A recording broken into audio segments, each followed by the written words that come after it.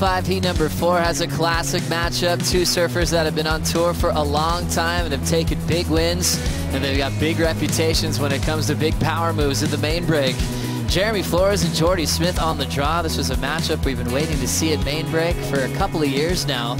Jordy Smith wants this wave. Sets up that big arcing first turn. A lot of flow in his style and approach. Driving off the lip on that second hook. Quick change to go straight up on the float.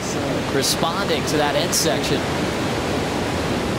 Smith is well aware where the bricks are, and those rocks on the inside, he's going, I'm fading to get out of the way of that thing.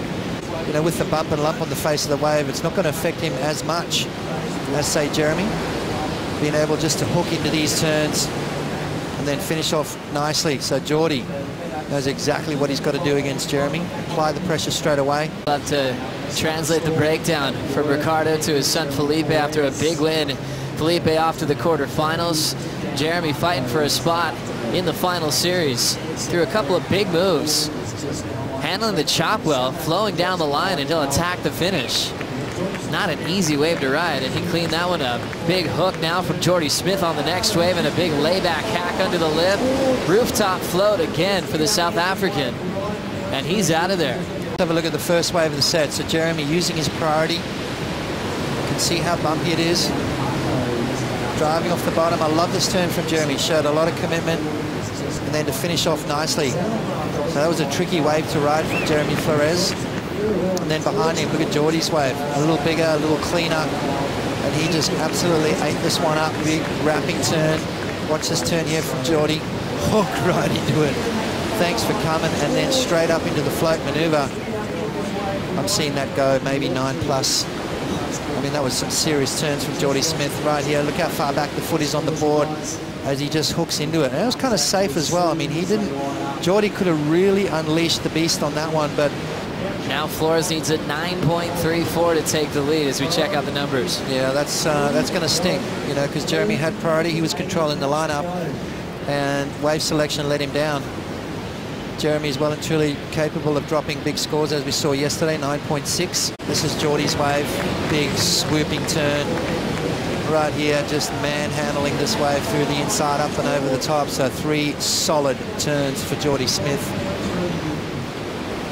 An 8.8, a 9, an 8.5, a 9.2, and a 9.3. And you know what, Joe? That was he kind of pulled back a little bit on that turn as well. Winner Felipe Toledo, and now we're working out the last spot in quarterfinal number 4. Watching this now, Jordy Smith up on another wave. Clean fade in the pocket, another layback hack. Messier section this time, and he's going to throw the finish away. Jeremy enjoying the last few heats. Fades a big cutback. Quick whip off the coping. He's got a lot of speed now down the line. Not given much to work with at the tail end, but he stays on his feet. The tough section has been throughout this whole week. Let's have a look at Jeremy's. Beautiful bottom turn, nice top turn to keep things off. Fading back down. Jams. Oh, that was nice there. Got a little bit of drift. Didn't quite connect with that last maneuver, but managed to ride out. So it's going to be a good score for Jeremy. On the merit of those first 2 turns, I really like that. Jordy Smith, let's have a look at him. Had priority, so opted for the first wave of the set. He doesn't care about the lump and bump. Beautiful turn, and then went for a little bit too much. Got a little bit too much sort of out the back of the wave. The judge is calling for the replay. Yeah, so nice turn from Jordy, and right there just hooking into it a bit more than normal. And not quite finishing off that one. 7.83, that's huge. One judge went as high as 8.5 on that wave for Jordy Smith.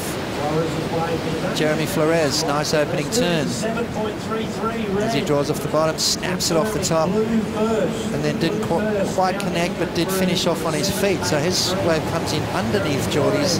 Jordy Smith, Jeremy Flores going blow for blow. Great draw on paper, especially with huge numbers behind them.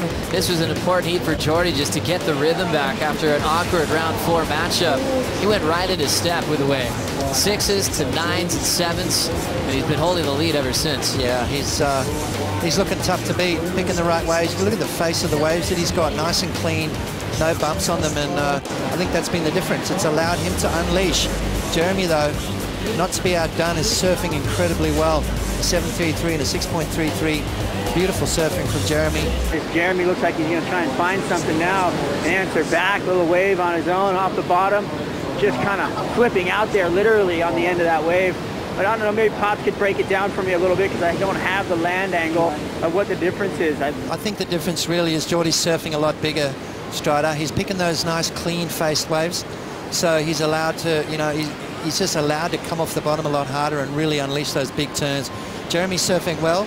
He's a little tighter in the pocket, whereas Jordy's just really doing those big carving maneuvers. I think that's the difference. Like you can see the difference in the replays from Strider's angle. The turns look big out the back.